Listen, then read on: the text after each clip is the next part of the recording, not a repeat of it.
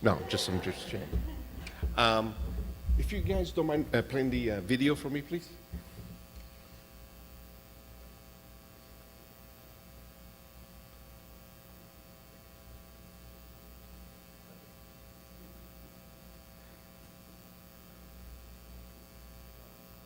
That's all right. Actually,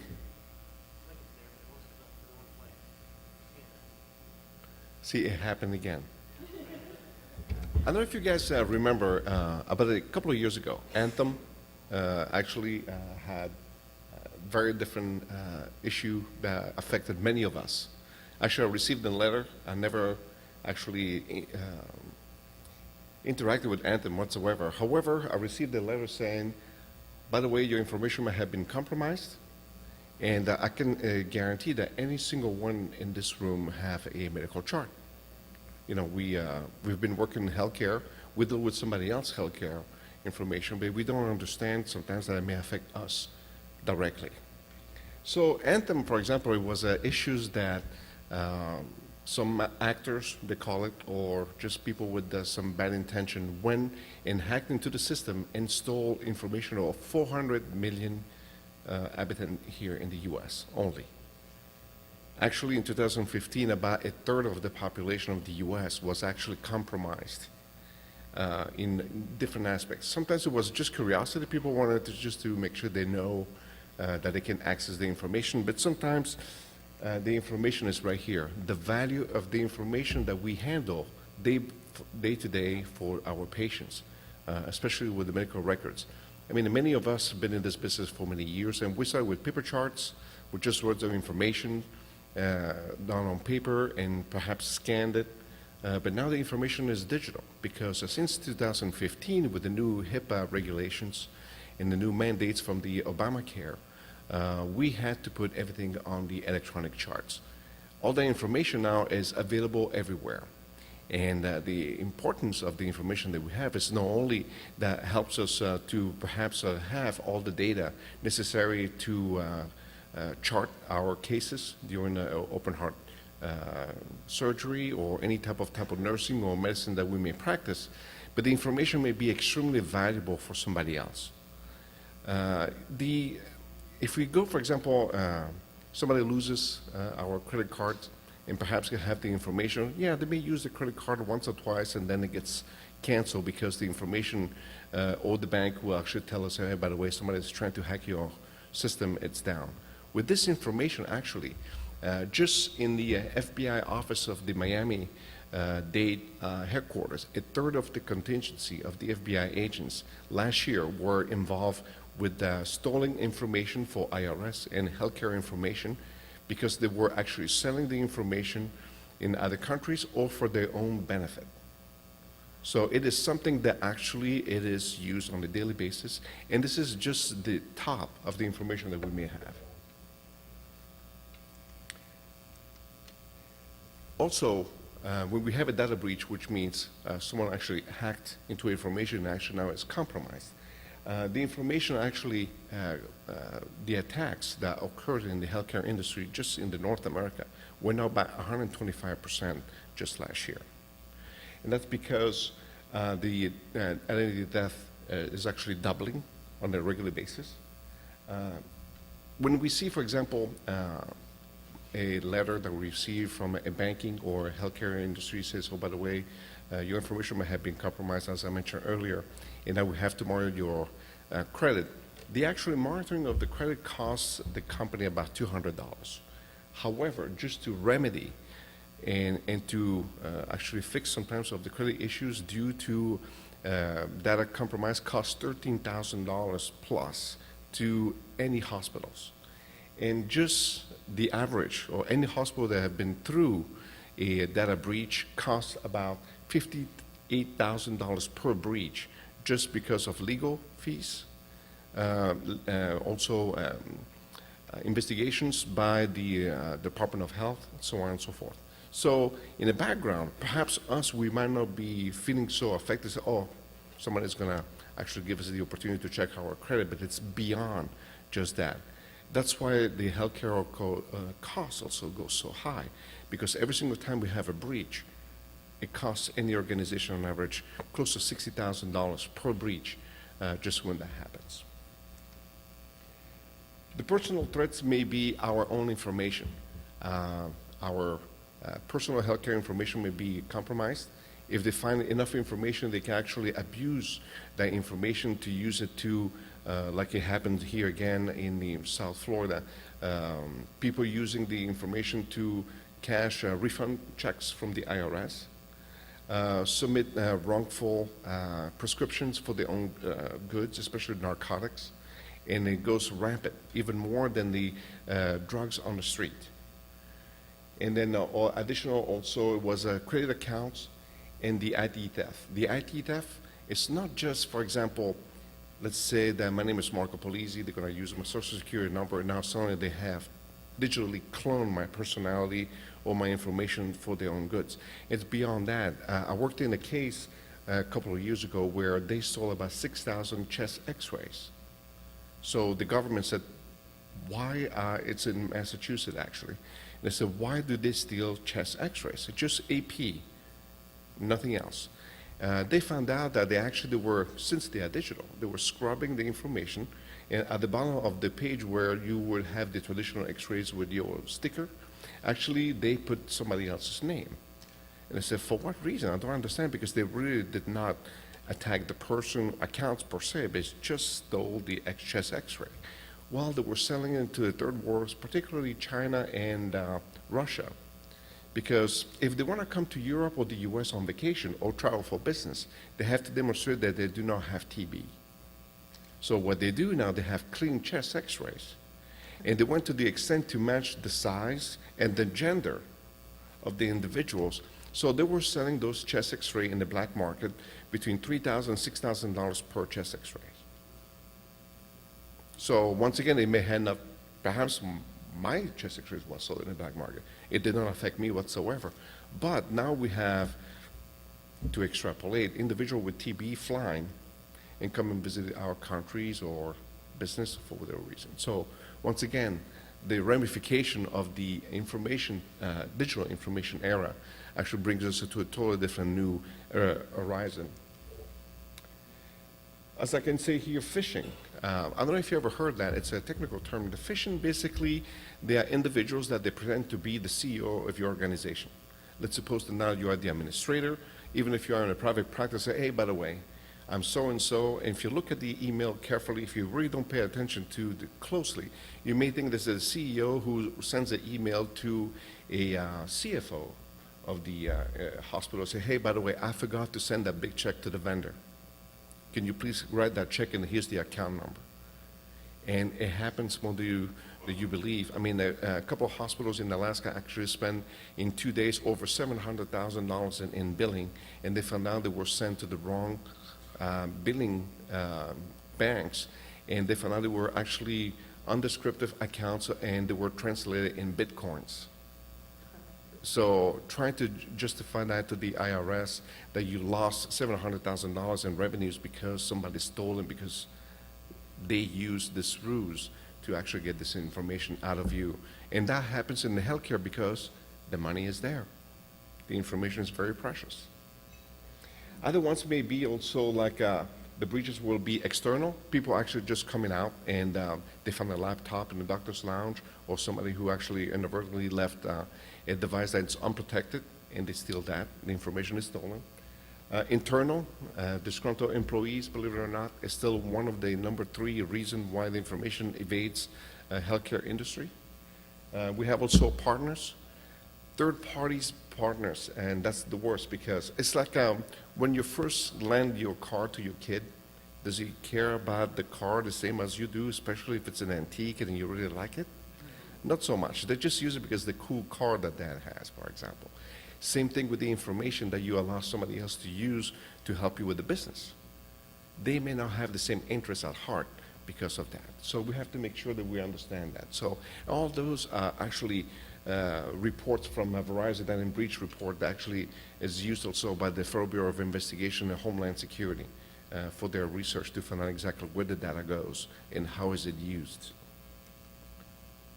Here's the different type of vulnerabilities that we have in our system.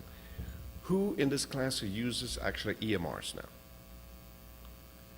So we still have like a small breed in small facilities that still have paper, for example, but for 90% of us, if not more, uses now electronic information.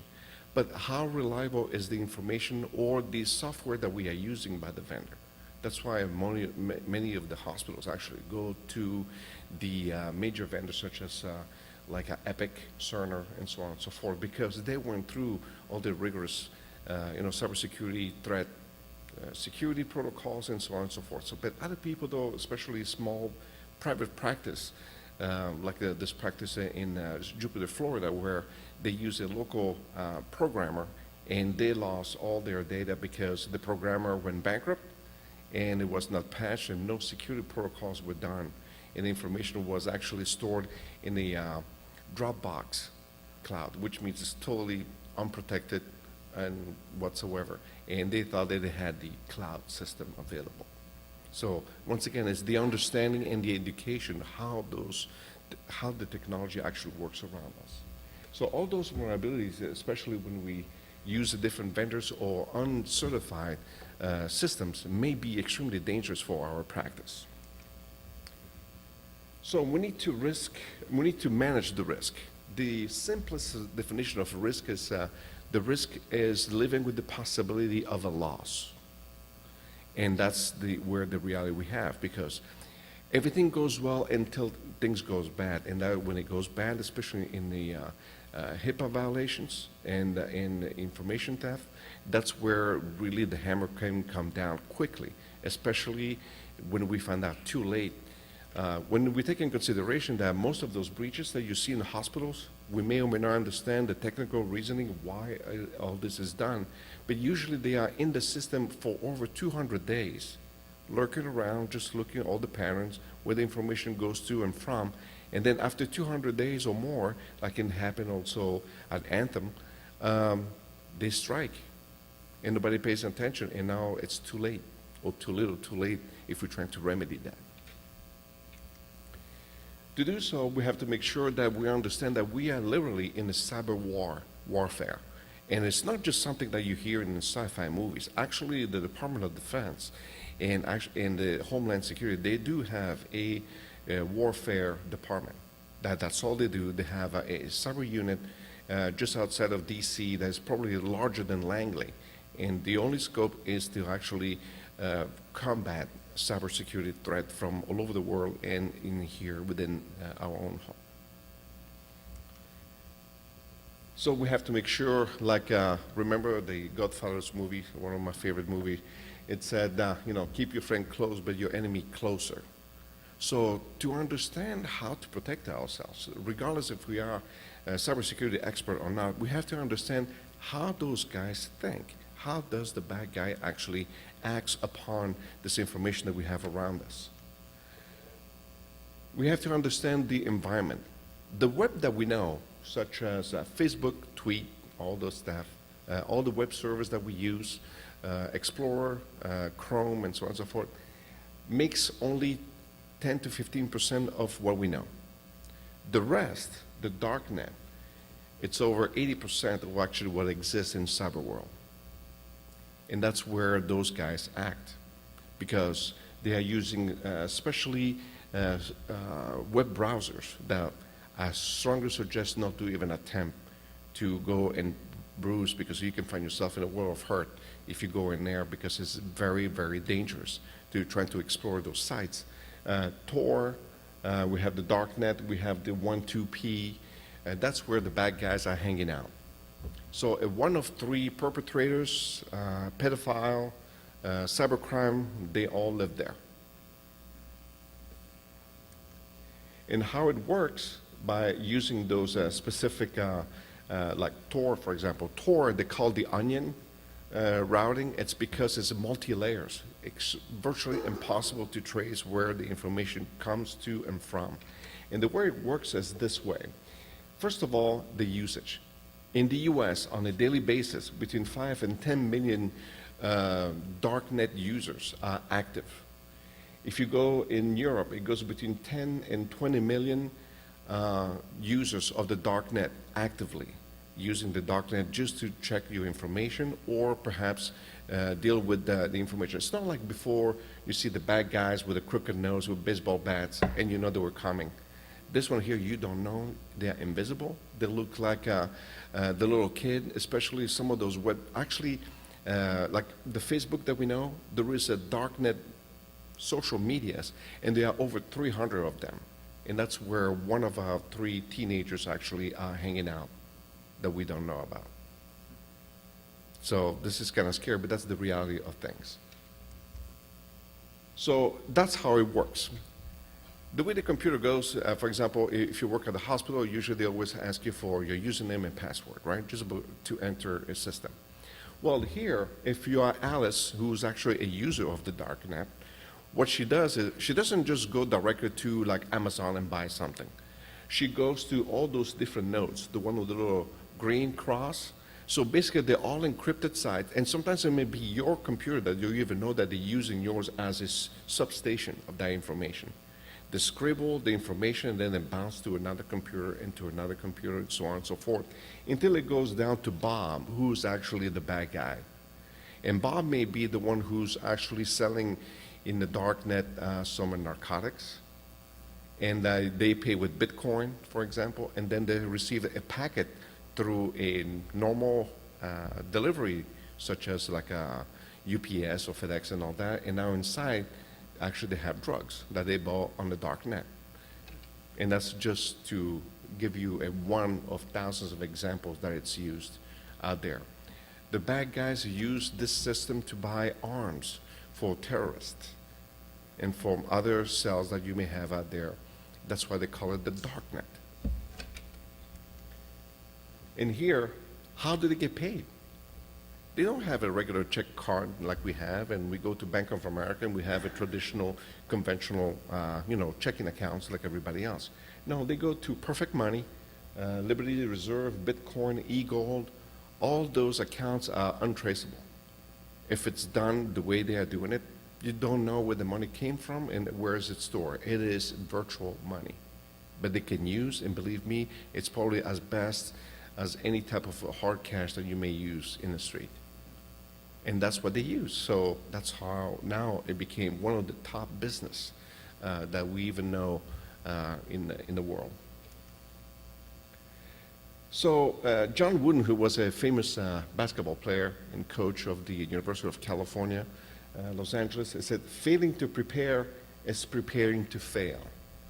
Sometimes we just said, you know what, I have so much to do. Look at this information that I have to really put in when I have to chart my information. However, if we do not prepare, or at least pay attention to some of the awareness information that it's offered to us for free out there, it's extremely important that right there and then, that's where we start failing. So we have to pay attention to that information because every day we use sensitive data, but it becomes so natural to us that we are desensitized. And so we don't understand how important all the information that we're using, especially day in and day out in the healthcare information. We may actually expose sensitive information without knowing. So that's why we have the HIPAA compliance. Everybody heard of HIPAA? Every single time I'm talking about HIPAA, people roll their eyes. If I'm talking about Joint Commission, so, oh my God, here they are again. That's why they are there.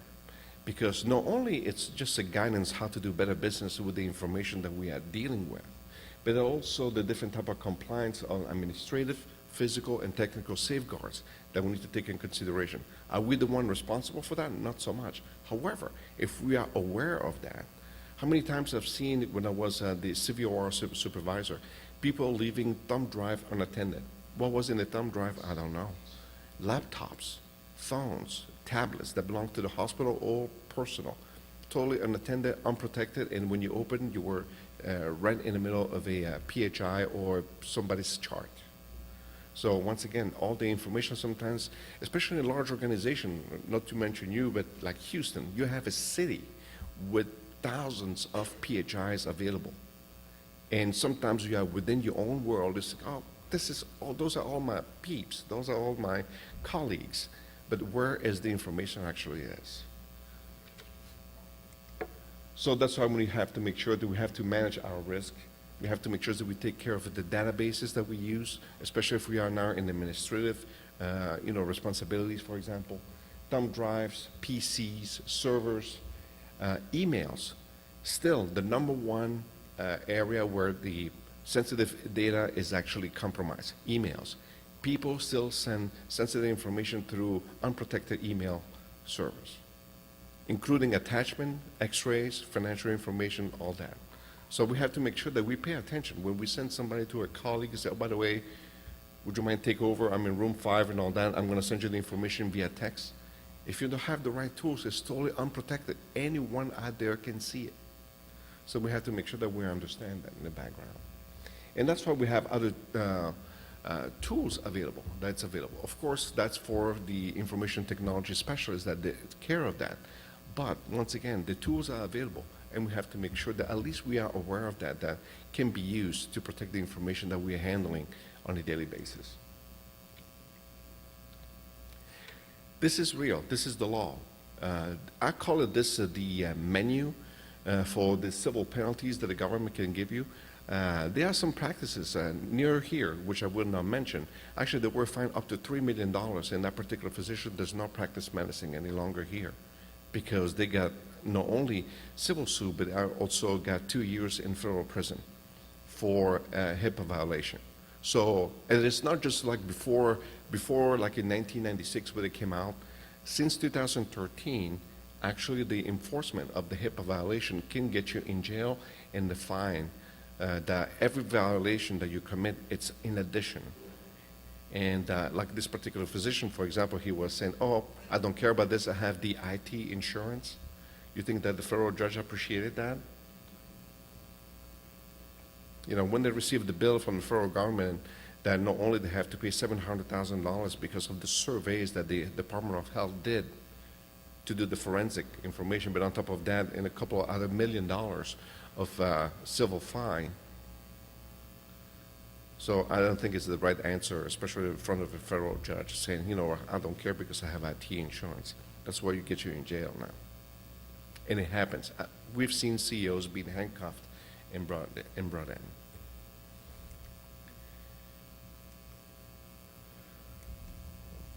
Here we go.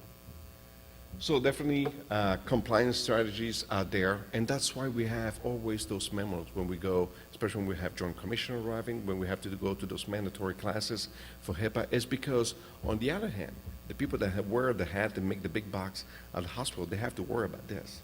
Because when there is no compliancy, it may cost the association or the organizations a large amount of money, reputation, and then also perhaps cost of some jobs that perhaps we could have been averted by just implementing some, due diligence. We have to make sure, different type of organization teams that they are there. And sometimes I've seen organizations that they use clinical individuals to help them out. How do you work in the OR? Where is the information inputted? You are there pumping the case. Where do you put the information? Is it on paper? Do you upload on a screen, on cloud, or whatever? And because they want to know if the information is protected at all time, at every endpoint. Because how many people will actually touch digitally that particular information in a given day, right? So to do and to be sure that we actually do our own part, we have to proact, which means that we have to review the policy and policies available. Sometimes they are totally outdated. I've seen sometimes when I was working in CVOR as the OR director, find some old policies that belong to the previous hospital with the logo of the previous hospital still on it. And the one who actually wrote the policy was actually dead. So at the end of the year, what they do, I have to, they're going to come and survey or audit my policies. So what we do, we go at the bottom page and sign and put the January 1 of whatever, and then we have an audit. So one way or another, it will involve us if we don't pay attention, especially if we are in charge of our department. Let's make sure that we pay attention on the cyber risk. Organizational commitment for security. All of us needs to be implementing, some security protocols. Is all the individuals that comes in our department actually authorized to come there? Or is it someone actually trying to get some information that they don't belong to. Especially in a large organization where we have thousands of people around us, and sometimes we don't even know who they are. That's why we have the red hats, the expiring stickers. It's because of it, because it happens constantly in all those healthcare organizations, because bottom line, that's where the money is. That's where the information with high value is. We have to make sure that we have audit. We have to make sure that we have a compliance environment, that people actually are understanding that compliancy means security and protecting our own information as well. And then, of course, we have to make sure that we train the team, especially if we have newbies that don't know exactly how to do so. If we have a screen open with sensitive information, let's make sure that they log off before they leave the room, and so on and so forth, because someone else may actually have a wide open door to have access to that information. Any questions? I know it was bright and gloomy, right? I got a couple of questions from the webcast audience. They're wondering, what is the Darknet exactly?